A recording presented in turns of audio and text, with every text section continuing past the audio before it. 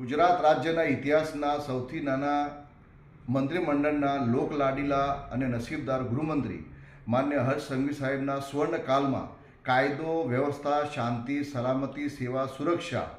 તેમજ તેમને કરેલા ઠરાવો, સૂચનો, નોટિફિકેશનોમાં તેરા તુજકો અર્પણ, વ્યાજખોરી મુક્ત, દંગા મુક્ત, અસામાજિક પ્રવૃત્તિઓ મુક્તનો સ્વર્ણયુગ આવતો હોય અને એ ગુજરાત રાજ્યના તમામ લોકોનું સૌભાગ્ય છે કે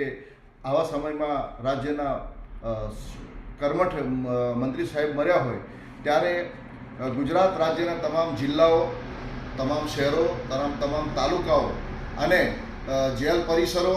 કોર્ટ પરિસરો અને સરકારી સંકુલો જેમાં મામલતદાર ઓફિસ, પ્રાંત ઓફિસ, કલેક્ટર ઓફિસ વગેરેમાં કેટલાક અંગૂઠા છાપ અને અભણ લોકો પોતાનું રોજગારીનું માધ્યમ બનાવવા માટે કેટલાક દલાલો રાજ્યની ભોળી પ્રજા, અભૂત પ્રજાને પોતાનો ભોગ બનાવી અને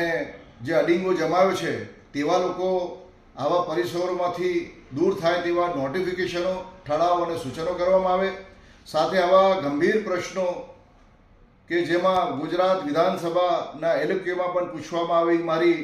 વિનંતી છે. આ બાબતે મેં ગઈકાલે રાજ્યના યશસ્વી ગૃહમંત્રી શ્રી સંઘવી સાહેબને પણ પત્ર લખેલ છે અને એમને વિનંતી પણ કરવામાં આવી છે. રમજાની જુજારા, અધિવક્તા,